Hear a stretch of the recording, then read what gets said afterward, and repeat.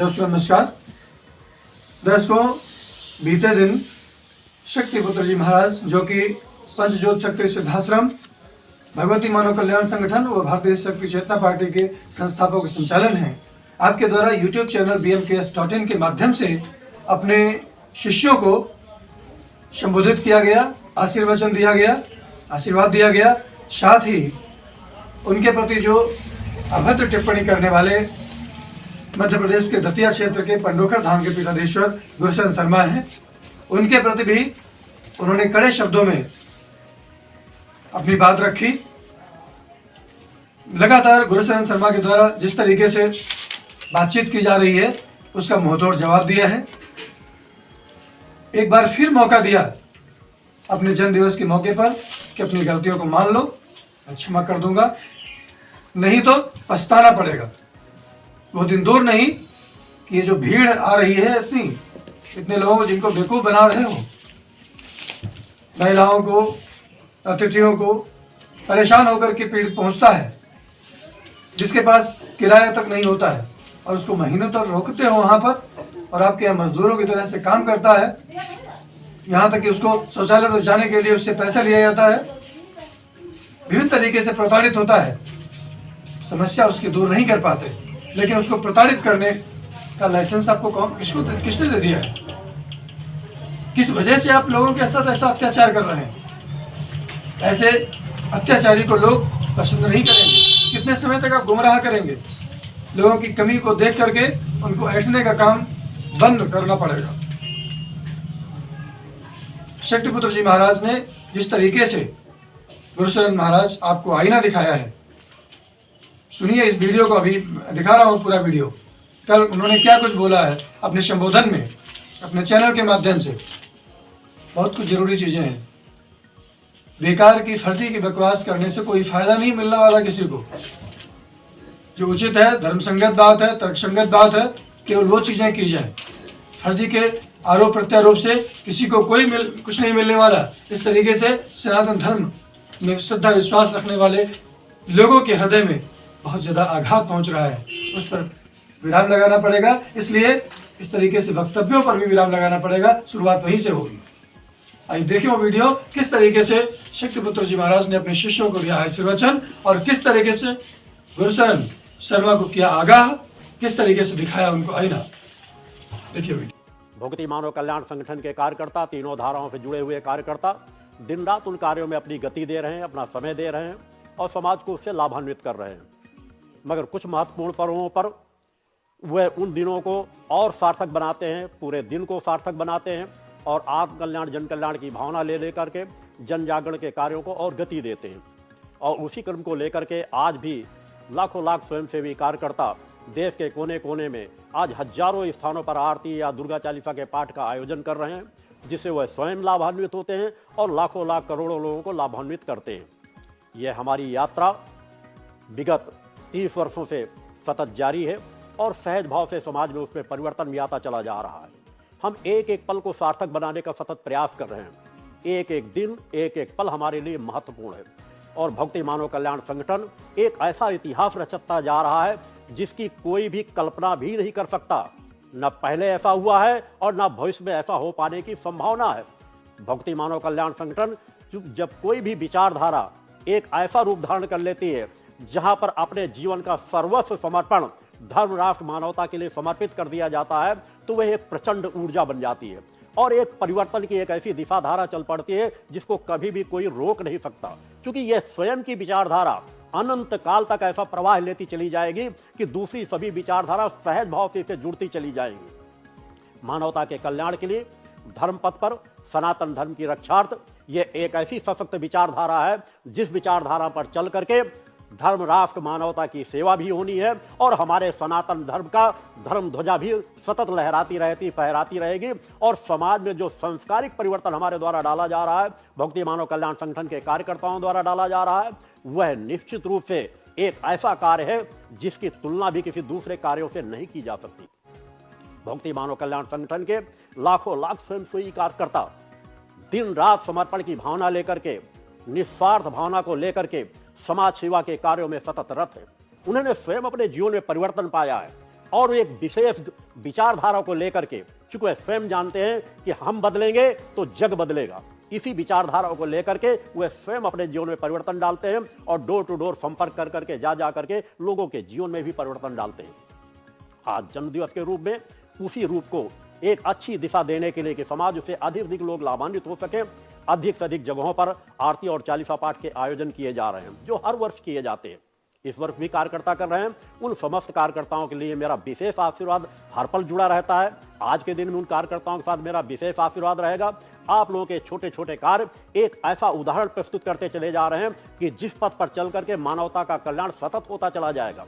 आप कल्पना भी नहीं कर पा रहे कि भक्ति मानव कल्याण संगठन ने जो मार्ग प्रशस्त कर दिया है वह एक ऐसा उदाहरण आने वाली मानवता के लिए बन जाएगा कि जिसका अनुकरण करते हुए मानवता का सतत कल्याण भी होता चला जाएगा और समाज के जीवन में जो सामाजिक परिवर्तन, वैचारिक परिवर्तन, जिस परिवर्तन के माध्यम से हम सनातन धर्म की को रक्षा करने की बात नहीं, सनातन धर्म को उस उच्च धरातल पर ले जा सकेंगे जिस उच्च धरातल की कामना हमारे ऋषियों मुनियों ने सदैव की है।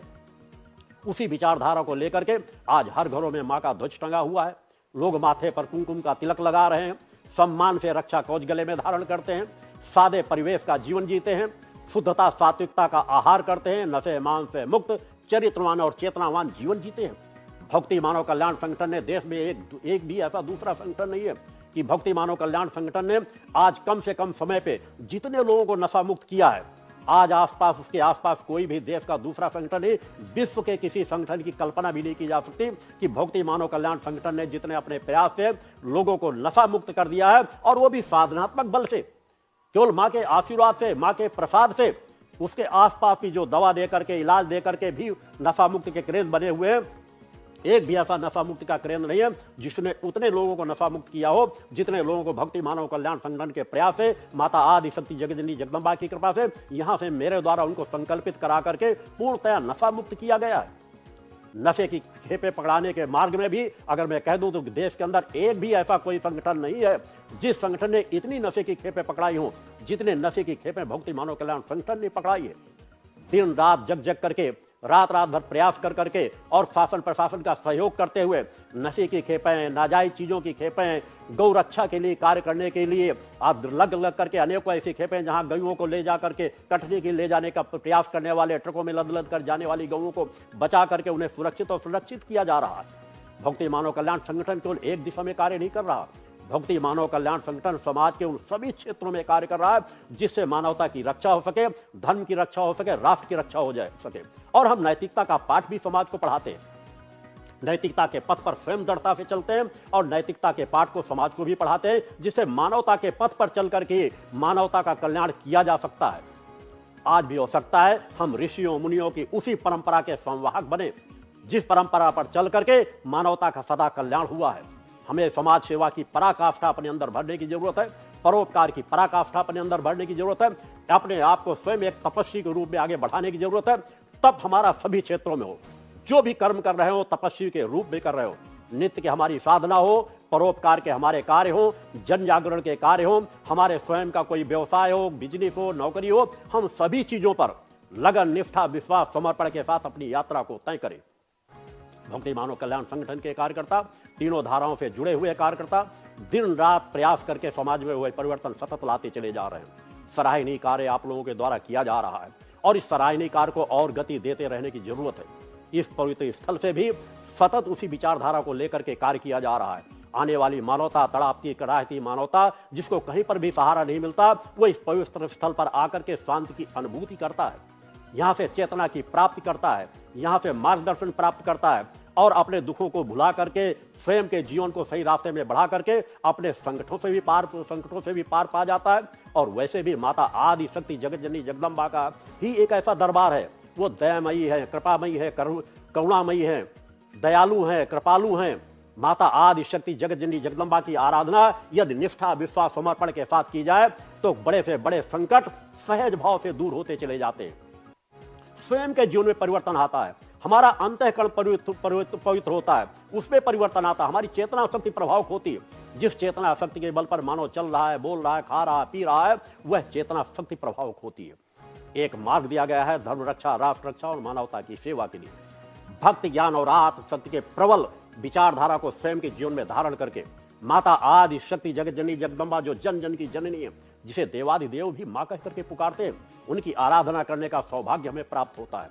अतः पूरी लगन और निष्ठा विश्वास के साथ संगठन के कार्यकर्ता समाज सेवा के कार्यों में अपना प्रतिपल नित्य प्रति आंकलन करते हुए कि हमारा एक भी समय नष्ट और बेकार न होने पाए, अपनी जीवन की जो नितांत आवश्यक जिम्मेदारी है उनका निर्वहन करने के साथ साथ निष्ठा विश्वास समर्पण के साथ धर्म राष्ट्र और मानवता की सेवा के लिए हम अपना सर्वस्व जीवन समर्पित करें, संकल्पित करें, विचार शक्ति को जागृत करें, नित्य प्रति अपना आंकलन करें कि हमारे समय का सदुपयोग हो रहा है कि नहीं हो पा रहा, और हम निर्भीक निडरता का जीवन जी पा रहे हैं कि नहीं जी पा रहे, सत्य को हर पल धारण कर पा रहे नहीं कर पा रहे, सत्य वक्ता बन पा रहे कि नहीं बन पा रहे, अनित अन्याय अधर्म का पुरजोर विरोध करने की क्षमता हमारे अंदर है या नहीं, हमने आत्मा को अजर अमर अविनाशी माना है नहीं माना, कर्म की प्रधानता को हमने स्वीकार किया है नहीं किया। उस विचारधारा को सशक्त रूप से जब हम अपने अंदर धारण कर लेते हैं कि आत्मा अजर अमर अविनाशी है, हर कर्म के फल का हमें जीवन में भविष्य में हमारे जीवन में उसका फल हमें ही भोगना, कोई दूसरा नहीं भोगेगा, तो क्यों ना हम सत्कर्म करें, क्यों ना हम परोपकार करें, क्यों ना हम अच्छाइयों के पलड़े को भारी करते चले जाएं। और वही एक मुक्ति का पथ होता है, वही एक आत्मकल्याण का पथ होता है कि हम समाज में सद्भावनापूर्ण समाज का निर्माण करें। मगर सद्भावनापूर्ण समाज के निर्माण के साथ ही यदि समाज में कहीं पर भी किसी भी धर्म के द्वारा, वह स्वयं आपका अपना धर्म हो या अन्य धर्म हो, यदि कहीं पर भी कुछ गलत किया जा रहा है तो उसको पुरजोर विरोध करने की क्षमता हमारे अंदर होनी चाहिए। निर्भीकता निडरता के साथ सत्य वक्ता बन करके कहीं पर भी यदि कोई भी किसी भी प्रकार की न्यूनता हो रही, गलती हो रही है, भक्ति मानव कल्याण संगठन का गठन ही इसी विचारधारा के लिए लेकर के किया गया है कि हम अनित अन्याय अधर्म का पुरजोर विरोध करें। कहीं पर भी जहां पर भी धार्मिक आडंबर व्याप्त किया जा रहा है, धर्म को का चोला पहन करके यदि किसी को ठगा जा रहा है, लूटा जा रहा है, झाड़ फूंक के नाम पे, तंद के नाम पर, तो उसका भी पुरजोर विरोध करें, समाज को जागृत करें, समाज को लूटा ना जा सके, ठगा ना जा सके। क्योंकि धर्म पथ की एकमात्र ऐसा पथ बचता है कि जिस पथ पर समाज सब तरफ से परेशान होकर धर्म पथ पे आता है, और वहां भी यदि समाज के साथ गलत किया जाए तो फिर कोई मार्ग शेष बचता नहीं। अतः हमें सभी पक्षों में कार्य करना है। संगठन का जब गठन किया गया था, ये सभी बिंदु संगठन के गठन के साथ डाले गए थे कि हम समाज में स्वयं एक सशक्त रास्ता देंगे। हमको किसी की रेखा बड़ी है छोटी उससे फर्क नहीं पड़ता, हमें स्वयं एक ऐसी सशक्त सनातन धर्म की एक ऐसी रेखा खींचनी है जिस रेखा को खींच करके हम सनातन धर्म को उच्चता की ओर ले जा सके, जिस पर हमारे ऋषि मुनि भी गर्व करते थे, जहां पर हमारे ऋषि मुनि अपेक्षा करते थे कि आने वाला समाज इस दिशा में बढ़ करके चलेगा, हम उन्हीं तपस्वियों के पथ पर चल करके स्वयं एक तपस्वी बने, अपने बच्चों को तपस्वी बनाएं, अपने बच्चों को ज्ञानवान बनाएं, अपने बच्चों को धर्मवान बनाएं। ये हमारा आपका सभी का कर्तव्य है कि उस पथ पर स्वयं चले, अपने आगे आने वाली पीढ़ी को भी बढ़ाएं और समाज के सभी जाति धर्म संप्रदाय के लोगों को एक समान लेकर के आगे बढ़ने का प्रयास करें। हमारे मार्ग में कहीं पर भी जातिता, छुआछूत, ऊंच नीच, इसका कहीं पर भेदभाव स्पर्श भी नहीं कर गया। मेरे द्वारा प्रारंभ से लेकर के आज तक की एक यात्रा, एक विचारधारा, एक निष्ठा, एक लक्ष्य को लेकर के सतत समाज के बीच चलाई जा रही है, और उसी का परिणाम है कि आज करोड़ों करोड़ों लोगों के जीवन में एक परिवर्तन आ रहा है। करोड़ों लोग माता आदि शक्ति जगतजननी जगदम्बा का गुणगान कर रहे हैं। यह हमारे लिए सौभाग्य की बात है कि माता आदि शक्ति जगतजननी जगदम्बा का जो यहाँ गुणगान हो रहा है, आप सब लोगों के सहयोग से, स्वयंसेवी कार्यकर्ताओं के सहयोग से आज करोड़ों करोड़ों लोगों तक माता के दुर्गा चालीसा के पाठ का गुणगान समाज तक पहुंचाने में आप सभी लोग सफल हुए हो। और यह सामान्य सफलता नहीं है कि आज करोड़ों लोग दुर्गा चालीसा का पाठ कर रहे हैं, निष्ठा विश्वास आस्था के साथ उस सत्य पथ को धारण करके, नशे मान से मुक्त होकर के, चरित्रवान बन करके हमें उसी विचारधारा को लेकर के समाज की को और अधिक समाज का मार्गदर्शन करने की जरूरत है, आगे बढ़ते रहने की जरूरत है। और आज के दिन गुरु जन्म दिवस के रूप में आप अगर मनाते हो तो इसको पूरे समय को और सार्थक बनाओ और उपयोगी बनाओ, और समाज के बीच जा करके समाज में परिवर्तन डालने का प्रयास करो। अधिक से अधिक समय आज के दिन को पूरा साधनामय बनाओ। या तो स्वयं अपने घरों में साधना कर रहे हो, या परोपकार का कार्य कर रहे हो, या किसी भी प्रकार का अच्छा कार्य कर रहे हो, उन कार्यों में अपने आप को लगाने की जरूरत है। धीरे धीरे यहाँ की ऊर्जा वह प्रचंड स्वरूप स्वयं धारण करती चली जा रही है कि कुछ कहने की आवश्यकता नहीं। कि समाज के लोग यहाँ आते हैं, बैठते हैं, उन्हें एक शांति की अनुभूति होती है, जो शांति की अनुभूति दूसरी कहीं किसी जगह भी नहीं होती है। वे माता आदि शक्ति जगतजननी जगदम्बा के चल रहे अखंड गुणगान के समक्ष बैठते हैं, वहां उन्हें एक अलग शांति की अनुभूति होती है। हमें इसी प्रयास को सतत जारी करते रहने हैं। भक्ति मानव कल्याण संगठन द्वारा, इस पंजो शक्ति सिद्धाश्रम द्वारा, भारतीय शक्ति चेतना पार्टी के माध्यम से समाज के बीच में धर्म, राष्ट्र, मानवता के लिए जो कार्य किया जा रहा है, आप सराहनीय कार्य कर रहे हो और उस सराहनीय कार्य को और गति देते रहने की जरूरत है। मेरा आशीर्वाद आप सभी लोगों के साथ सदैव जुड़ा रहता है। देश ही नहीं, देश के दूसरे देशों में भी भक्ति मानव कल्याण संगठन आज कार्य कर रहा है, वहां भी समाज में परिवर्तन आता चला जा रहा है। देश के कोने कोने में भक्ति मानव कल्याण संगठन के स्वयंसेवी कार्यकर्ता परिवर्तन डाल रहे हैं। जिस समाज को लोग समाज नजरअंदाज करता था, उनको दीनहीन मानते थे, कमजोर मानते थे, अछूत मानते थे, आज वही समाज सशक्त रूप से सनातन धर्म की धर्म ध्वजा को लेकर के सनातन धर्म की रक्षा के लिए, मानवता की रक्षा के लिए आगे बढ़ रहे हैं। स्वयं सम्मान का जीवन जीते हैं और समाज को भी सम्मान का जीवन देने की प्रेरणा देते हैं, उनको धरातल, मजबूत धरातल प्रदान करते हैं। भक्ति मानव कल्याण संगठन के कार्यकर्ता एक ऐसा सराहनीय कार्य कर रहे हैं जिसकी तुलना भी कभी किसी अन्य कार्यों से, अन्य संगठन से न हमें करना है, न करने की आवश्यकता है। आपको अपना जो मार्ग दिया गया है, एक लक्ष्य होकर के निष्ठा, विश्वास, समर्पण की भावना को लेकर के उस दिशा में बढ़ते रहने की जरूरत है, मगर निर्भीकता के साथ, निडरता के साथ। कलिकाल का वातावरण है, संघर्ष सब जगह है, विपरीत परिस्थितियां सब जगह है। इन विपरीत परिस्थितियों में कार्य करने की जरूरत है। हमें किसी दूसरे की अपेक्षा नहीं, हम स्वयं सशक्त हैं, हम स्वयं आत्मावान हैं। हमें अपनी आत्मा को जगाना, अपनी चेतना तरंगों को प्रभाव बनाना है। हर कार्यकर्ता को अपनी चेतना तरंगों को इतना प्रभाव बनाना है कि वो अपने आत्मबल के माध्यम से हजारों हजारों लोगों के जीवन में परिवर्तन करता चला जाए। नास्तिक को भी आस्तिक बनाने में सामर्थ्य है आप लोग। आप लोगों को आशीर्वाद दिए गए हैं, आप लोगों को संस्कार दिए गए हैं, आप लोगों को साधना पथ दिए गए हैं, आप लोगों को विशिष्ट मंत्र दिए गए हैं, जिन मंत्रों के माध्यम से आप अपना स्वयं का कल्याण कर रहे हैं और समाज का भी कल्याण करते हुए आपको चलते चले जाना है। हर पल अपना स्वयं का आंकलन करते हुए आज के दिन का मेरा पूर्ण आशीर्वाद आप सभी शिष्यों के साथ जुड़ा रहेगा, इस पूरी मानवता के साथ जुड़ा हुआ है, सभी धर्म प्रेमी जनता के साथ जुड़ा हुआ है कि आज जन्मदिवस के रूप में है। उस जन्मदिवस पर मेरा विशेष आशीर्वाद आप सभी लोगों के साथ जुड़ा रहा है और सदैव जुड़ा रहेगा। मैं एक बार आज जन्मदिवस की आपको पूर्ण आशीर्वाद प्रदान करता हूं। कुछ और बिंदु हैं जिन बिंदुओं पर भी आज मैं अपना चिंतन विचार रखना चाहूंगा। सबसे बड़ा जनसंख्या विस्फोट जिस प्रकार से होता चला जा रहा है, उस जनसंख्या विस्फोट को रोकने के लिए, जनसंख्या नियंत्रण करने के लिए सरकारों से पिछले 25 वर्षों से मेरे द्वारा मांग की जाती रही है और आज भी सदैव मांग की जा रही है। भक्ति मानव कल्याण संगठन इन बिंदुओं में मांग करता है कि जनसंख्या नियंत्रण के लिए सख्त से सख्त कानून बनने चाहिए। सरकार भी थोड़ा सा प्रयास कर रही है। दूसरी चीज, छुआछूत को समाप्त करने के लिए, सनातन धर्म की रक्षा के लिए, सभी जाति धर्म संप्रदाय के लोगों को एक साथ जोड़ने के लिए हम कम से कम सनातन धर्म में तो ऐसा रास्ता प्रदान करें कि जहां पर हम छुआछूत को पूरी तरह से समाप्त कर सके। ऊंच नीच न हो, किसी के प्रति हीन भावना न हो, सभी जगत जननी के अंश हैं, सभी एक समान हैं। जात के आधार पर किसी प्रकार की किसी से छुआछूत ना की जाए।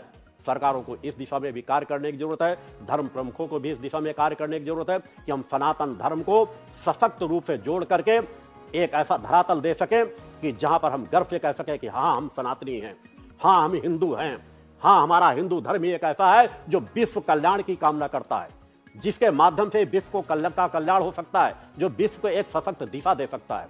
उस दिशा में हमें आपको सबको मिलकर के कार्य करना है।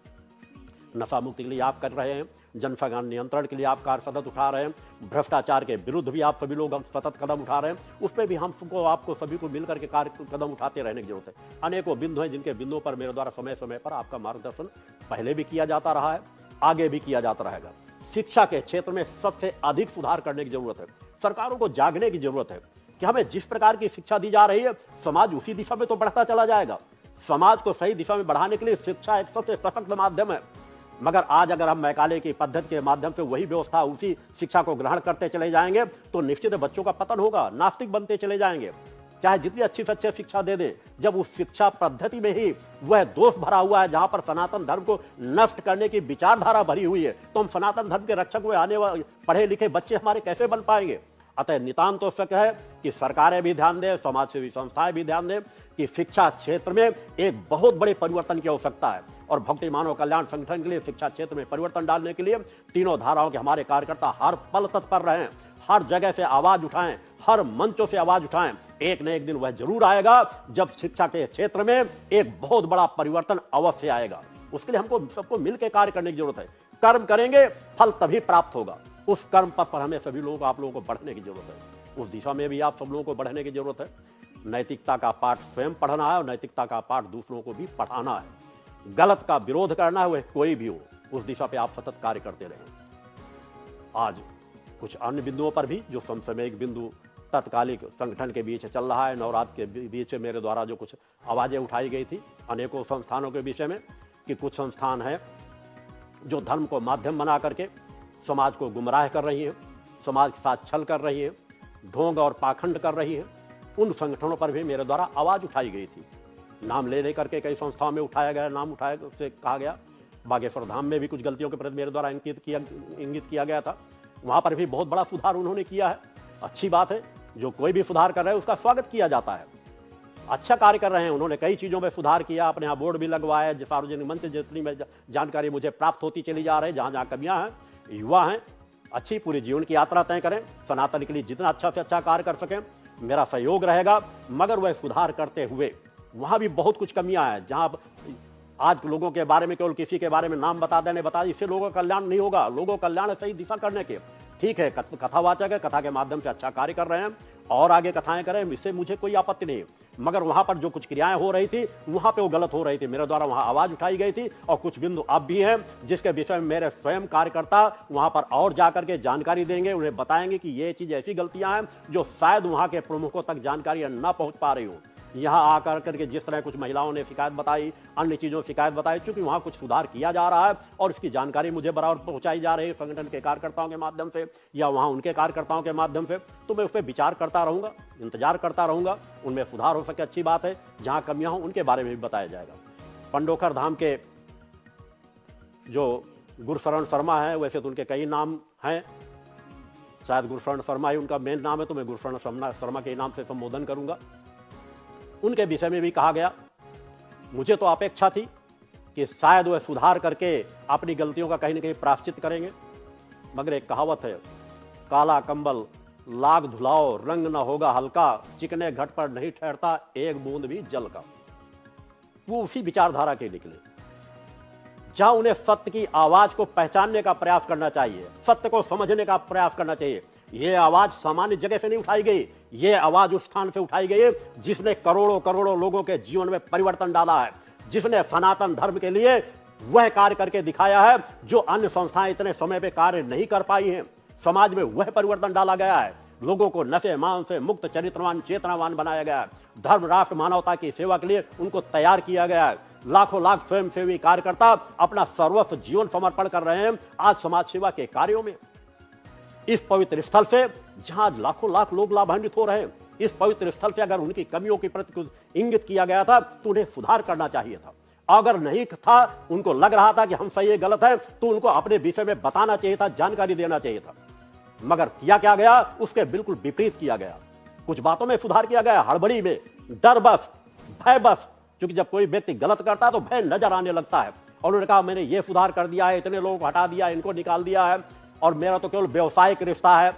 सनातन धर्म से व्यवसायिक रिश्ता है, यह कहने पे भी गुरुशरण शर्मा तुम्हें शर्म नहीं आती कि सनातन धर्म की गद्दियों पर बैठ करके बजरंगबली का अपने आप को भक्त कह करके सनातन धर्म से सिर्फ कहते हो मेरा सिर्फ पैसे का रिश्ता है, जो ज्यादा पैसा देगा उसे पहले समय दे दूंगा, कम पैसा देगा समय नहीं मिलेगा, पैसा लेकर के आओ, मैं किसी को शिष्य नहीं बनाता। तुमने अपने मंचों से कहा है कि मेरा और कोई रिश्ता नहीं है, यहाँ जितने कार्य करते हैं तुमने अपने आश्रम में कहा सब वेतन भोगी है, पैसा देता हूं उनसे सेवाएं लेता हूं।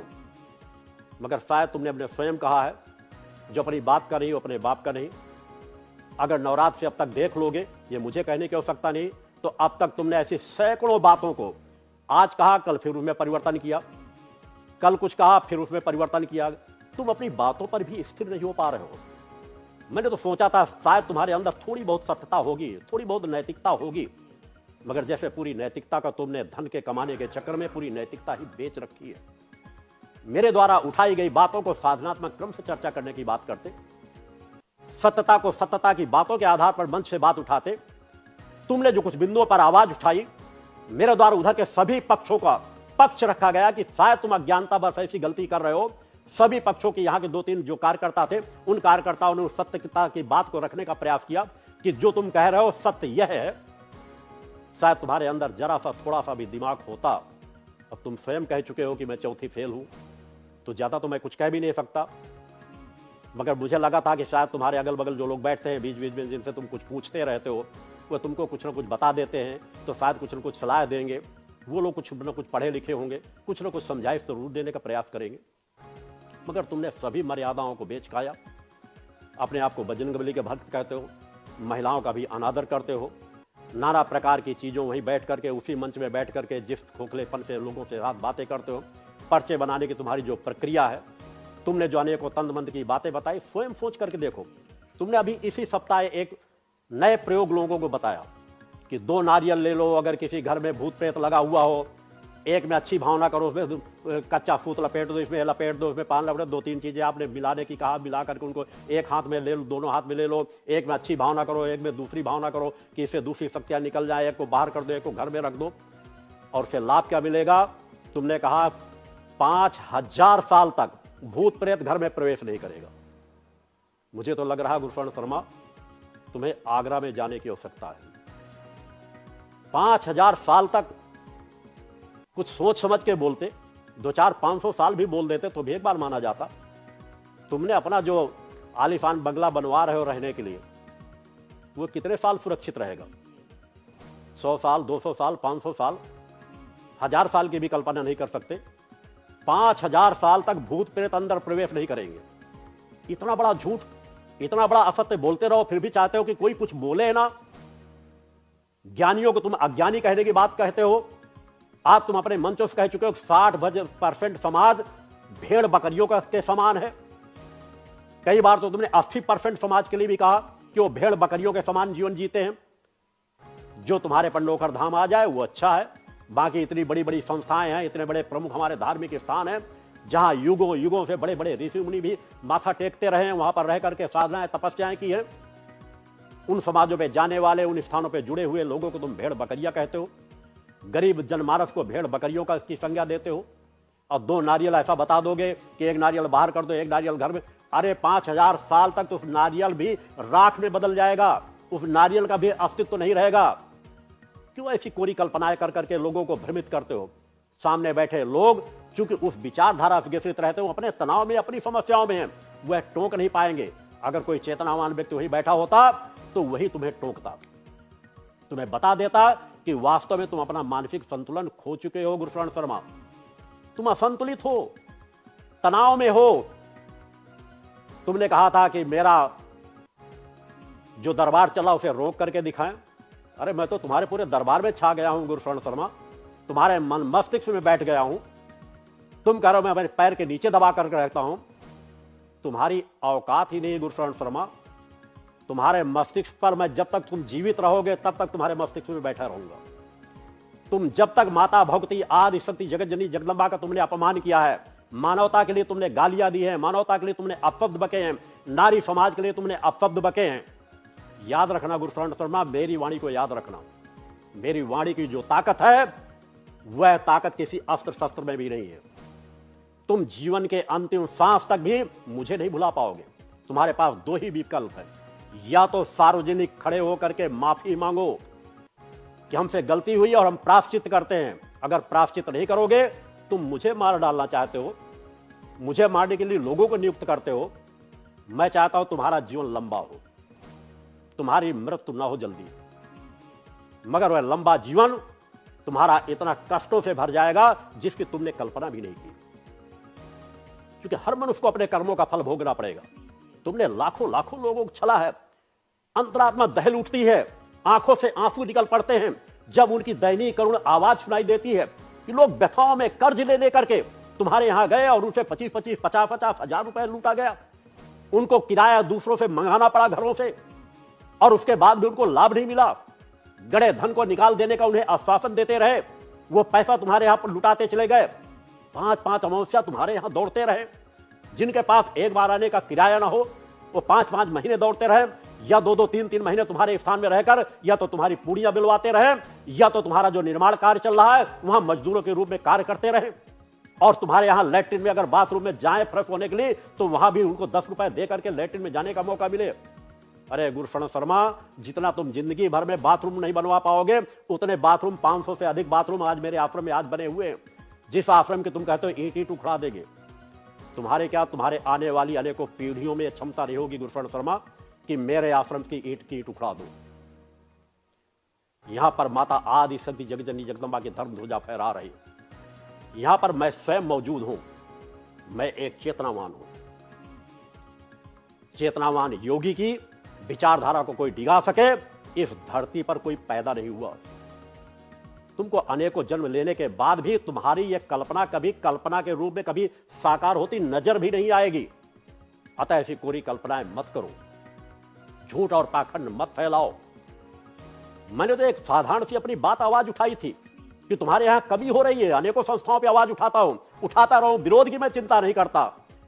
तुम्हारी जितनी सामर्थ्य हो, तुम्हारे अंदर के खोखलेपन को ही तो मैं निकालना चाहता हूं। मैंने अनेकों मंचों से कहा है, तुम जितना चीखोगे, जितना चिल्लाओगे, मेरा ही कार्य करोगे। मैं महीने में एक बार तुम्हारे सामने आता हूं, उससे तुम व्याकुल हो जाते हो। महीने भर तनावग्रसित रहते हो, महीने भर तुम्हें नींद नहीं आती, महीने भर तुम चीखते चिल्लाते रहते हो। जरा कल्पना करो, अगर मैं रोज तुम्हारे सामने आना शुरू कर दिया तो तुम्हारा क्या होगा? तुम्हारे तो हाथ पैर वैसे भी महीनों कांपते रहते हैं। अपनी ही रिकॉर्डिंग को खुद देख लिया करो गुरुशरण शर्मा। घंटे 2 घंटे भी अगर बोलते हो तो कहीं मुंह पोंछते हो, कहीं हाथ पोंछते हो, तनावग्रसित होते हो, पगड़ी उतार करके रख देते हो, असंतुलित रहते हो। तब क्या होता है, आने वाली तुम्हारी पीढ़ियां भी कभी नहीं जान पाएंगी इस तप को क्या कहते हैं। तपस्वी किस प्रकार के होते हैं? कोट पैंट पहन लेना, शर्ट पहन लेना, मोजे जूते पहन लेना, ऊपर सर को बांध लेना, रात रात भर रजाई के अंदर घुसे पड़े सोते रहना, यह तुम्हारे जीवन का कार्य हो सकता है। तुम सामान से मेरी बात स्वीकार करके देख लो। चलो मैं कह रहा हूं, एक छोटी सी बात स्वीकार करके देख लो। मैं तो इन्हीं वस्त्रों में रहता हूं, एक कुर्ता पहनता हूं, इसके अंदर इनर भी नहीं पहनता, अन्य कोई चीज नहीं पहनता। चलो अब से इसी सीजन के लिए, मैं ठंड के मौसम के लिए तुम्हें कहता हूं, अगर तुम मेरी बात थोड़ा सा एहसास कराना कि हाँ तुम्हारे अंदर तपस्वी का प्रथम श्रेणी का गुण है, प्रथम चरण का कुछ गुण है, तो आज से कोट पैंट त्याग कर दो। केवल एक कुर्ता और धोती तहमक जो कुछ भी तुम्हें पहनना हो वह पहनकर केवल जनवरी तक का मुझे दिखा दो। इतने घंटे मैं बैठ लूंगा, इतने घंटे क्या करूंगा? अरे तुम लोग निमंत्रण खाने वाले लोग क्या समझोगे दूसरी बातों को? दूसरे को खा खा करके अपना पेट भरने वाले। अभी से तुम्हारी कमर झुकने लगी है। तुम मुझे कहते हो कि तुम मेरे पिता की उम्र के बराबर हो, तो तुम मेरे बेटे की उम्र के बराबर हो। मैं भी कह रहा हूं, अभी से तुम्हारी कमर झुक रही है। तुम मेरे रहते रहते ही बूढ़े होने लगोगे गुरुशरण शर्मा। यह होता है तप। और मेरा तप है, मैं मात्र 2.5 से 3 घंटे का विश्राम नींद लेता हूं और आज भी तपस्वियों का जीवन जीता हूं। 16 से 18 घंटे अपने आप को व्यस्त रखता हूं। और जो तुमने गलती से चुनौती दे दी थी कि मैं सिद्धाश्रम आकर के कुश्ती लड़ने निपट लूंगा, मेरी वो चुनौती भी तुम भूल गए। मैंने कहा था इस सिद्धाश्रम धाम आ जाओ, तुम्हारी जितनी क्षमता हो और प्रैक्टिस कर लेना, अभ्यास कर लेना। अगर कुश्ती लड़ने का बहुत शौक है तो यह शरीर तपाग्नि में जला है। यहां की ये हड्डियां तप में मजबूत हुई हैं, पुरुषार्थ और परोपकार में मजबूत हुई हैं। मैंने कहा था इसी सिद्धार्थ धाम की अगर धूल तुम्हें न चटाया तुम और मेरा नाम योगीराज शक्तिपुत्र नहीं। तुम्हें किस चीज का घमंड है? कभी तुम्हें तन बल का घमंड आता है, कभी तुम्हें अपने हथियारों का घमंड आता है कि मैंने रिवॉल्वर लाइसेंस ले रखे हैं, ये ले रखा है, वो ले रखा है, इनको मार दो। अरे मर गए मारने वाले गुरुशरण शर्मा। मेरा नाम योगीराज शक्तिपुत्र है। मुझे मारने वाला इस धरती में पैदा नहीं हुआ। पूरी क्षमता लगा करके देख लेना। लाइसेंस जरूरत पड़ती है तुम जैसे लोगों को। मुझे लाइसेंस की जरूरत नहीं पड़ी। मैंने आज तक कभी लाइसेंस बनाने के लिए आवेदन भी किसी जगह नहीं दिया। मेरा सबसे बड़ा लाइसेंस है मेरी अपनी आत्मा, जो अजर अमर अविनाशी है। मेरी कुंडली शक्ति की चेतना, जिसे मैंने जगाया है माता आदि शक्ति जगदम्बा की कृपा के बल पर, वह सभी अस्त्र शस्त्रों से भारी होती है। उसका एक वाक्य ही पर्याप्त होता है। तुमने अनेकों बार कहा हम इतने भूत भेद देंगे, ऐसा कर देंगे। मैंने कहा था, आवाज तो तुमने गलत उठाई है। इतने भूत भेद देंगे, इतने उड़ जाएंगे, यही डर दिखा दिखा के तो तुम लाखों लोगों को ठगते हो कि मेरे दरबार में इतने भूत लगे, इतने जिन्न लगे, इतनी डंकनी, इतनी पिशाचनी, इतने शमशान के लोग मेरी सेवा कार्य कर रहे हैं। गुरुशरण शर्मा, मैंने इसलिए उस समय भी कहा था कि तुम्हारे पास अगर एक भी भूत है तो भेज करके प्रयास कर लो कि मेरा एक रोया भी ला सको, मेरा कुछ नुकसान पहुंचा सको। पूरी क्षमता लगा लेना। मैं इसलिए चुनौती देता हूं। तुम डरते हो, भगते हो, कायर लोग हो। मैंने कहा, मैं हर मंचों से कहता हूं, जो दुनिया में किसी से न टकरा सके वह योगीराज शक्तिपुत्र से टकराएं। क्योंकि मैं जानता हूं साधनात्मक क्रम से जिसके पास क्षमता होगी उसे साधनात्मक बल से तब जवाब देने की क्षमता रखता हूं। अन्य सामर्थ्य के बल पर गुंडे, अपराधी, मवाली का जिसके पास जिस प्रकार की सामर्थ्य होगी उसको उस भाषा में जवाब देने की सामर्थ्य मेरे अंदर है, क्योंकि मेरे अंदर सत्य की ताकत है। हर अधर्मी, अन्यायी केवल कायर और डरपोक होता है। मैं उस तरह का जीवन जीता हूं, उस तरह का जीवन जीना अपने शिष्यों को सिखाता हूं कि अगर एक चौराहे में एक चेतनावान कोई शिष्य खड़ा हो तो 10 अधर्मी अन्यायी सर झुका करके जाएं। मेरे शिष्य चेतनावान है, मुझे किसी शिष्य को कहने की आवश्यकता नहीं पड़ती कि तुम ऐसा करो, तुम ऐसा करो। ये तुम अपने शिष्यों को मंच से तुम्हारी रिकॉर्डिंग रखी हुई है। मेरी एक रिकॉर्डिंग बता दो जहां अगर मेरे द्वारा किसी शिष्य को कहा जा रहा हो कि तुम जाकर के ऐसा कर दो। मगर तुम्हारे द्वारा तो माइक में, रिकॉर्डिंग में 5 लोगों को नियुक्त भी किया गया कि ऐसा कर देना, जा करके मैं पूरा पैसा लगा दूंगा, ऐसा कर दूंगा। कायर लोगों के पास लूटे हुए का धन जो आपको लोगों के पास रखा हुआ है, उस धन की गर्मी केवल तुम्हारे चढ़ी हुई है। वह धन की गर्मी भी निकलना प्रारंभ हो गई है। ईश्वर चैनल और साधना चैनल में भी जो प्रसारण जो कर रहे थे उन्होंने भी प्रसारण को रोक दिया। फिर से हाथ पैर जोड़ रहा हूं उनसे प्रसारण कराने के लिए।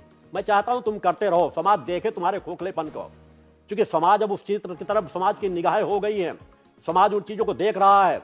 हजारों स्थानों से आवाजें उठनी शुरू हो गई हैं। तुम तो 2-3 जगह के शायद अपने शिष्यों से, अपने नजदीक शिष्य तो तुम्हारे पास है नहीं। तुम्हारे जो पैसे के खरीदो, तुमने खुद कहा है कि पैसा देता हूं, काम करते हैं, पैसा जिस दिन काम नहीं करेंगे लात मार के हटा दूंगा, फिर नए लोगों को लगा लूंगा। तो उनसे कह दो थोड़ा सा और देखें। देश के अनेकों जिलों से आवाज उठनी शुरू हो गई है। तुम तो 2 ही लोगों से, एक वह निर्भीक निडर पत्रकार राघवेंद्र, उसी से तुम भय खा रहे हो। एक वह आर्टिस्ट कलाकार जो गीतकार है, जिसे पूरे देश ही नहीं विश्व का एक माना जाना पहचाना एक चेहरा है। विश्व के लोग जिसके भजन गीत सुन करके आनंदित होते हैं, विचारधाराएं बदलती हैं, जिसके अंदर एक चेतना प्रवाह अपने गीतों के माध्यम से फैलाने का मेरा आशीर्वाद जिसके साथ जुड़ा रहता है, उससे भी तुम भयभीत हो। बाबूलाल विश्वकर्मा का नाम तो तुम दिन भर रटते हो। थोड़ा सा और याद रखना, अभी बहुत से नाम ऐसे हैं समाज के बीच जिनको तुमने छला है, लूटा है, उनकी आवाजें उठनी प्रारंभ हो गई हैं। अब तुम चाहते हो कि मैं उन्हें शांत करा दूं। छल उनके साथ तुम करो और समाज में जब वो आवाज उठाना शुरू कर दें, गालियां तुम उन्हें दो, नारी समाज को किसी को ताड़का कहो, किसी को कुछ कहो, उनके धार्मिक भावनाओं को आघात तुम पहुंचाओ, उनके गुरुओं का अपमान तुम करो, और तुम चाहते हो कि मैं उन्हें शांत करा दूं। शांत करा दूंगा, मेरे अंदर ये क्षमता है। सार्वजनिक मंच से माफी मांगो, क्षमा मांगो, प्रायश्चित करो कि मुझसे गलती हुई, भविष्य में मेरे द्वारा ऐसी कोई गलती नहीं की जाएगी। मैं जानता हूं कि जिनको तुमने छलाया लूटा है, मैं प्रसारण करा के उन्हें बुला करके शांत करने का प्रयास करूंगा, और जिनके काम तुमने नहीं किए उनके कार्य मैं इस आश्रम से करके दिखा दूंगा, उनको लाभान्वित करूंगा, उनकी समस्याओं का समाधान करूंगा। तुम्हारे पास कितनी गुरुशरण सामर्थ्य है, केवल ढोंग पाखंड का चोला पोड़े बैठे हो। अभी इसी सप्ताह एक व्यक्ति अपने भाई को लेकर के आया, रिकॉर्डिंग देख लेना, तुम्हारे यहाँ की रिकॉर्डिंग है, मैं नहीं कह रहा, हजारों लोगों ने देखा होगा, तुम्हारे वहां पर बैठे हुए लोगों ने देखा होगा। एक भाई आया, रो रहा था तुम्हारे पास, उसने कहा मेरा भाई बीमार है, उसके दौड़े पड़ रहे हैं, आज होश नहीं रहा, तुमने सामने लिटाया, मंच में कैमरा कवर कर रहा था, मुंह से झाग निकल रही थी, तुमने अपनी पूरी उसी नाटकीय अंदाज से, जब उसने कहा कि मैं अपने भाई को यहां लेकर आऊं, तुमने कहा नहीं मैं बुला लूंगा, वो आ जाएगा। 4-5 बार तुमने उसका नाम ले लेकर के, आ जाओ बेटे आ जाओ। अरे गुरुशरण शर्मा, तुम्हारी आवाज में न तो बजरंगबली की कृपा है, ढोंग पाखंड का आवरण है। जिसको दौड़ा पड़ा हुआ हो आवाज सुनकर तुम्हारी आवाज में आ जाए, ऐसा कभी संभव था ही नहीं, क्योंकि मैं भी उसी वक्त देख रहा था। शिष्य ला करके कई बार ऐसी चीजों को लाकर मेरे सामने रख देते हैं। मैंने देखा कि तुम्हारा नाटक प्रारंभ था, तुम ये तो कह रहे थे कि नाटक की किसी चीज में मेरा अवरोध पैदा करके दिखा दो। तुमने कई बार प्रयास किया, तंद मंद घुमाया, अपनी उंगली घुमाया, रिकॉर्डिंग देख लेना, नहीं रिकॉर्डिंग भविष्य में सब मेरे पास कलेक्शन रखी है। मैं किसी पर आवाज उठाता हूं तो उसकी सैकड़ों घंटों की रिकॉर्डिंग मेरे पास होती है। समय के साथ अलग अलग स्थानों में उन सभी चीजों का विश्लेषण कर करके समाज को दिया जाएगा। तुमने बहुत तंद मंद घुमाया, उंगली उठाया, मंत्र पढ़ा, मंत्र पढ़ने की क्रियाएं की, आ जाओ बेटे अब पहुंच दो, अब झाग दोबारा नहीं निकलेगी, उससे दुगना झाग निकलने लगी। बड़ा प्रयास तुमने कहा, फिर तुमने किसी अपने जो शायद तुम्हारा सबसे नजदीकी चेला होगा, या हो सकता है पैसे की किराए में, जैसा उन्होंने कहा, तुमने कहा जाके हाथ सर में लगाओ ठीक हो जाएगा। वो हाथ लगाया, वो और अधिक शिथिल हो गया, उसको हिला भी नहीं पाया। फिर तुमने डर बस कहा कैमरा हटा दो वहां से। तुम्हें अपना कैमरा हटाना पड़ रहा था, कैमरे को वहां से हटाया और प्रयास किया, थोड़ा बहुत प्रयास, उठा के खड़ा करो, उस बेहोश व्यक्ति को उठा के खड़ा करो, कितनी देर खड़ा रहेगा, वो फिर दच से नीचे बैठ गया। क्योंकि बेहोश था, तुम्हें होश में भी नहीं ला सके और तुम्हारे हाथ पैर कांपने लगे, क्योंकि धन अंदर ताकत तो थी नहीं कोई। तन बंद का नाटक कर रहे थे, अगर उठ के आ जाता तो कहते देख दो देखो मैंने तन बंद के बल पर एक बेहोश पड़े व्यक्ति को जगा करके अपने पास बुला लिया। डर करके तुरंत हाथ तुम्हारे चलने लगे, ले जाओ इसको तुरंत अस्पताल, जिस डॉक्टर को दिखा दोगे वहां पे आराम मिल जाएगा, ले जाओ डॉक्टर के पास।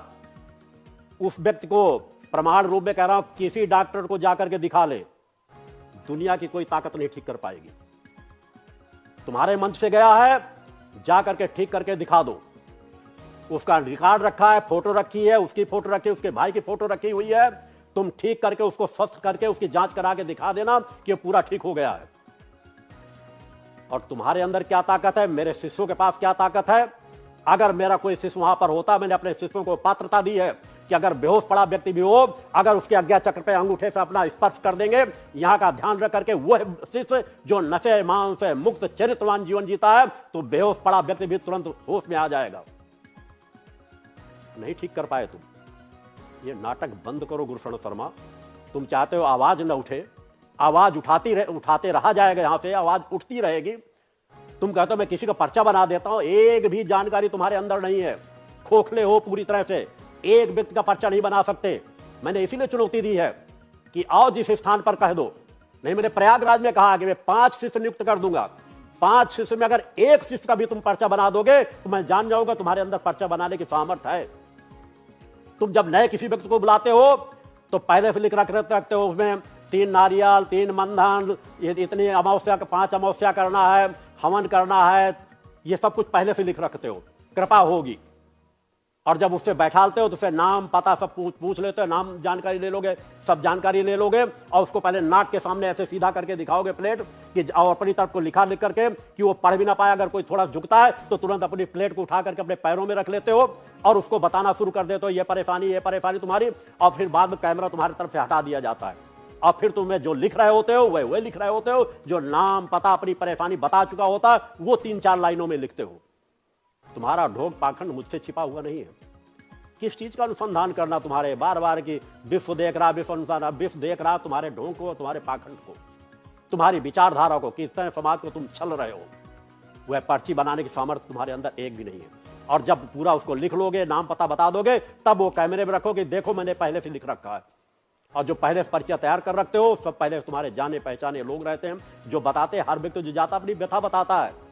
किसी का आधार कार्ड ले लो, फोन नंबर ले लो, उसी से उसके पिता का नाम पता सब चीजें जानकारी में आ जाएगी। और इससे तुम समाज को दोगे क्या?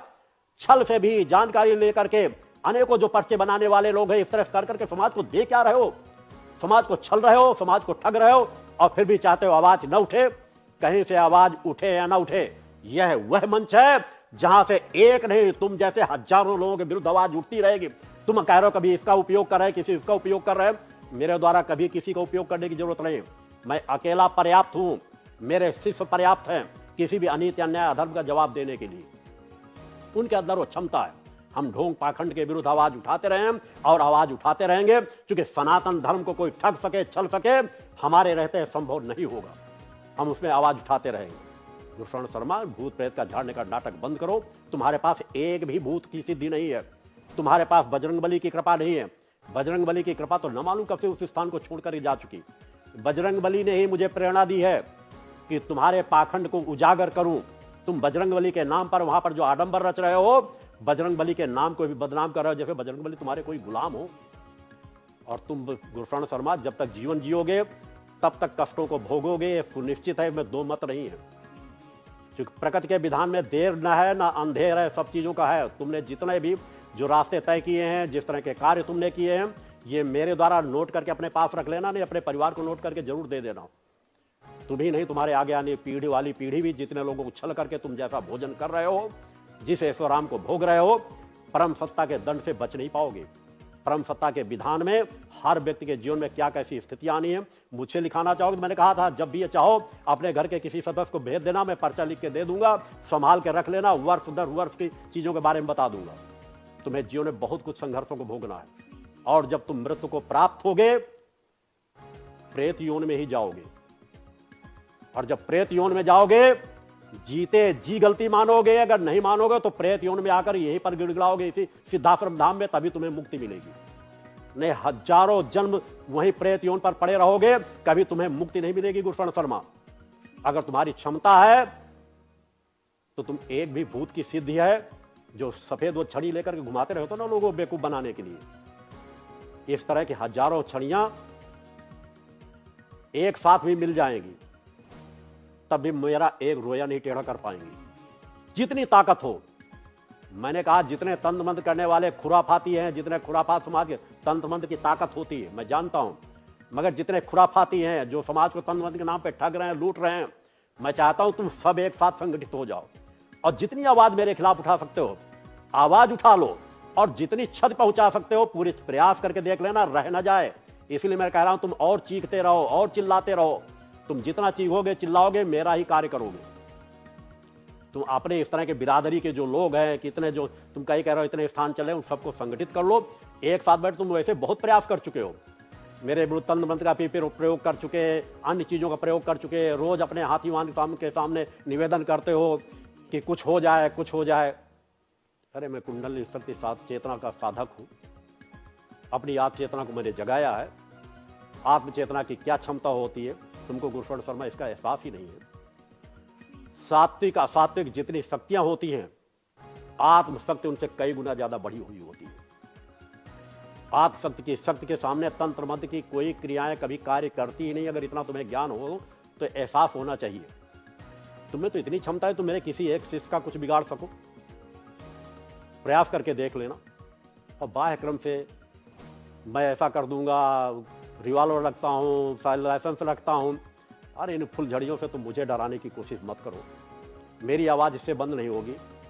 तुम गालियां दे करके मेरी आवाज़ बंद करना चाहते हो, क्योंकि मेरे अंदर मैं माता आदिशक्ति जगदम्बा का भक्त हूं। मुझे गालियों का जवाब गालियों से देने की जरूरत नहीं है। संविधान बना हुआ है, कानून बना हुआ है, उसको कानून के दायरे में आके कोर्ट में जवाब तुमसे जरूर लिया जाएगा। और गालियां ही देना है तो मैं तुम्हें चुनौती देता हूं, जितनी गालियां दे सको उतनी गालियां दो, क्योंकि मैं जानता हूं जितनी गालियां तुम दोगे इस जनमानस से, समाज से, सनातन धर्म से वो आवाजें उठेगी। एक गाली का जवाब सैकड़ों गालियों से तुम्हें स्वयं प्राप्त होता रहेगा। मुझे कहने की जरूरत नहीं है, मुझे किसी को बताने की जरूरत नहीं है, क्योंकि समाज को तुमने छला है। समाज दोनों पक्षों को सुन रहे हैं, समाज दोनों पक्षों को आगे सुनते रहे। मैं केवल तुम्हारे सुनाने के लिए नहीं आता हूं, इस समाज के लिए कि जो समाज है वह कम से कम इधर के पक्ष को समझता जा सके और देख सके कि जो तुम आडंबर रच रहे थे कि सभी सनातन में अंधकार छा जाएगा, केवल एक पंडोखर धाम बचेगा। अरे गुरुशरण शर्मा, कहां से तुम पागल हो गए हो? क्या रात में सपना ऐसा देख लेते हो? युग परिवर्तन का महाशक्ति शंखनाद हो चुका है, यहां से शंखनाद किए जा चुके हैं। राम मंदिर का निर्माण हो रहा है, जितने सालों तक नहीं हो पाया। काशी में वहां शिवजी प्रकट हो चुके हैं। अनेकों धार्मिक स्थानों को उद्धार होता चला जा रहा है। युवा वर्गों में धार्मिक आस्था विश्वास बढ़ती चली जा रही है। लोग तपस्वी बनते चले जा रहे हैं। सनातन धर्म के लिए लोग सब अपना सर्वस्व जीवन न्यौछावर करने के लिए तैयार बैठे हैं। हमारे इतने बड़े बड़े धार्मिक संस्थान हैं, धार्मिक स्थान हैं, तुम करो धार्मिक स्थान में अंधकार छा जाएगा। इसी से साबित होता तुम केवल अंधकार की शक्तियां हो। अंधकार बढ़ाना चाहते हो कि अंधकार बढ़ जाए और हमको पूरे देश को लूटने का मौका मिल जाए, तो अंधकार तुम्हारा और आगे समय नहीं चल पाएगा। तुम अपने आश्रम में अंधकार तो फैला सकते हो, इसलिए वहां सात्विक शक्तियां तुम्हारा साथ नहीं देंगी। मंदिर तुम कितने भी निर्माण करा लो, तुम बार बार कहते हो वहां क्या निर्माण कराया गया, आकर के देख लो आंखें खोल करके। मैंने लाखों लाख नहीं करोड़ों लोगों के हृदय में मंदिर निर्माण कराए हैं, और इस स्थान पर भी जितना निर्माण, जितनी भूमि इस स्थान पर पंजोग शक्ति सिद्धाश्रम ट्रस्ट के नाम पे है, उसके आधे में तुम्हारा पूरा आश्रम तौल जाएगा। और अभी यहां तो जो लक्ष्य है वो लक्ष्य तुम्हारी कल्पनाओं में भी नहीं। तुम तो बस कुछ छोटे छोटे मंदिर बना करके चाहते हो, बस एक एक पंडा पुजारी बैठाल देंगे और वो आराम से तुम्हारी वसूली करते रहेंगे, और तुम फिर पर्चा बनाना बंद कर दोगे, आराम से ऐश करोगे, कहीं चश्मा लगाकर, कहीं सोने के जेवरात पहन करके, कहीं पैंट शर्ट पहन करके। तुम अपने आप को संत किस प्रकार से कहते हो? संत का एक तो परिवेश होता है। अगर तुमने साधु जीवन जी रहे हो तो साधु जीवन जी रहे हो, ना तो तुम्हें जब जरूरत पड़ती है तो अपने आप को संत कह देते हो, अब जब जरूरत पड़ती है तो अपने आप कह दो तो मैं तो सामान्य सा व्यक्ति हूं। तो पहले अपना एक निर्धारण कर लो कि तुम संत समाज के पलड़े के हो या असंत समाज के पलड़े हो, या समाज समान नागरिक हो जिनके पास कोई साधनात्मक क्षमता नहीं है। ढोंग पाखंड तुम्हारा नहीं चल पाएगा। समाज के लोग जाग चुके हैं, नहीं होंगे तो यहाँ से संगठन के माध्यम से जगाया जा रहा है। जिनको तुमने ठगा है, लूटा है, वह तुम्हारे खिलाफ जाएंगे, तुम्हारे खिलाफ जनहित याचिका भी दायर करेंगे, कानून का भी सहारा लेंगे और समाज को भी जगाएंगे जिससे तुम अन्य लोगों को न ठग सको। मेरी आवाज हमेशा उठती रही है, मेरी आवाज हमेशा उठती रहेगी। तुम्हारे पास एक भी पर्चा बनाने की सामर्थ्य नहीं है, किसी एक व्यक्ति का भी पर्चा तुम नहीं बना सकते हो, केवल झूठ बोल सकते हो, ठग सकते हो। हाँ, चालाकी करने की तुम्हारे अंदर क्षमता जरूर आ गई है, क्योंकि 2500-3000 साल से तुम लोग ठग रहे हो। तुमने प्रारंभ से झूठ बोलना प्रारंभ किया, झूठ इतना बोलते हो जिसकी कल्पना नहीं। मेरे द्वारा अनेकों द्वारा जो बताया गया कि चित्रकूट में पहले से बता दिया गया था, यज्ञ की जब पहली आहुति डाली गई, अरे मैं अग्नि सिद्ध साधक हूं गुरुशरण शर्मा, अग्नि की एक ज्योत में बता सकता हूं इस ज्योत का आगे क्या करेगी। पहली जब आहुति डाली गई थी, एक नहीं दर्जनों लोगों के पास सामने तुमने ब्रजपाल चौहान के लिए गालियां दी, अब शब्द बके इसलिए कि वो मौके का था, उसने मौके बताया कि हाँ मेरे सामने चीजें कही गई थी। मैंने पहली आहुति डालते ही कह दिया था कि इस आहुति में यज्ञ में यहां से अग्नि लगेगी, रिकॉर्डिंग लगी हुई है कि अग्नि यज्ञ की आहुति से जाकर के ऊपर लगी थी। मगर तुम हर चीज जब झूठ ही बोलना है, सत्य को स्वीकार ही नहीं करना, तो किस तरह कहते हो अरे तुम अगर ऐसा कभी भविष्य में सम्मेलन होगा तो तुम जैसे लोग दर्शक दीर्घा में भी बैठने की सामर्थ्य नहीं रखते हो। जिनको झूठ ही बोलना है, झूठ खाना, झूठ बोलना, झूठ परोसना, झूठ है सब कुछ चल रहा है कि झूठ के बल पर केवल पैसा लूटना चाहते हो, लोगों के साथ छल करना चाहते हो और चाहते हो कोई बोले ही ना। उस बात को भी तुमने नकार दिया। अगर जरा से एहसास होता तो इतनी ही बात मान लेते कि हाँ अगर किसी के द्वारा ऐसी चीज बताई गई है, प्रमाण भी है, तो कहीं ना कहीं तो कुछ सत्यता होगी। अगर मैंने कहा कि मैं 2500 फीट दूर बैठ करके तुम नजदीक बुलाकर कहते हो मैं किसी के हाथ की एक रेखा भी देख लूं तो उसका पूरा भविष्य बता सकता हूं, यह क्रम मैंने समाज के बीच दिया, तुम मुझसे चाहते हो कि करके दिखाओ। मुझे ना अपने समाज को करके दिखाने की जरूरत है, ना शिष्यों को। मैंने इस आश्रम में मूल ध्वजा स्थापित करने के पहले 8 यज्ञ समाज के बीच प्रमाण के रूप में ही किए थे कि समाज में आज भी सत्य में क्या ताकत है। उन चीजों के प्रमाण एक नहीं सैकड़ों चीजों में दिए थे। भविष्य बताना, श्री माली जी के के विषय में बात करते हुए मैंने बताया है कि मैं जिस मूल चेतना का अंश हूं, जिस मूल चेतना का स्वरूप हूं, उस मूल चेतना के वो शिष्य थे, इसलिए एक प्रकार से वो मेरे ही शिष्य हैं और उनके कल्याण के लिए भी मैं गया था। उनको मैंने वो मार्ग बताया था, वहां पर भी मैंने शक्ति की ताकत का एहसास कराया था कई घटनाओं के माध्यम से। उनकी मृत्यु के विषय में भी मैंने बताया था, अनेकों घटनाओं के विषय में मेरे द्वारा बताई गई थी। मगर तुम्हें इनसे क्या फर्क पड़ना, तुम तो काले कंबल के समान ही हो। चाहे जितना कहा जाए उसका दूसरा चीज ढूंढना शुरू कर, वैसा हुआ वैसा हुआ। विरोध से मैं कभी नहीं डरता, उसका तो हर पल में स्वागत करता हूं। मेरी यात्रा क्या है, मैं सच्चिदानंद का स्वरूप हूं। मैंने किसी अहंकार से अपनी चुनौती नहीं रखी, धर्म रक्षार्थ मैंने चुनौती रखी है और हर प्रकार के कार्य कर चुका हूं। जिस प्रकार के कार्यों को अगर तुमको सुनना है तो मैं जनवरी से उसका भी अनुमति दे रहा हूं, जो मैंने अपने 2500 सालों तक अनुमति नहीं दी कि जनवरी के बाद 23 जनवरी के बाद कार्यकर्ता वो व्यवस्था कर देंगे कि तुमको रोज 2-4 लोगों के अब तक कितने लाखों लाख लोगों को किस तरह लाभान्वित किया गया, कितने लोगों को ऐसी चीजें जानकारी बताई गई जो अच्छे सच्चे सिद्ध साधक बताने की सामर्थ्य नहीं रखते और किसी पैसे के लाभ में नहीं, किसी प्रलोभन के लाभ में नहीं। उन लोगों के जिनको हाथ से स्पर्श कर दिया, तुम जैसे लोग जो उठा नहीं पाते उनको निरोगी बना दिया। ऐसी एक नई जानकारी, एक स्थान पर रहकर देश के दूसरे स्थानों पर क्या कुछ घटित हो रहा है, इनकी जानकारियां दी गई। 2500 साल बाद क्या होगा इसकी जानकारी दी गई। मगर तुमको तो इन चीजों को स्वीकार ही नहीं करना। तुम तो झूठ के पुलिंदे हो, छल कपट झूठ ये तुम में भरा हुआ है। बजरंगबली के साधक करते हो, 2-2 शादियां किए बैठे हो, आगे और शादियां करने की इच्छा रखते हो। मन में क्या क्या चलता रहता है ये मुझसे छिपा नहीं है। मैं अगर उनमें आवाज उठाना शुरू कर दूंगा तो इंतजार करो। मुझे आवाज इन चीजों की ज्यादा उठाने की आवश्यकता नहीं। तुम्हारे लोग, तुम्हारे जिनके साथ तुमने छल किया वो आवाज उठा रहे हैं और तुम अगर सोचो कि आवाज बंद हो जाएगी, जिंदगी भर प्रयास करते रहना, तुम्हारे खोखलेपन का भंडाफोड़ अवश्य होता रहेगा।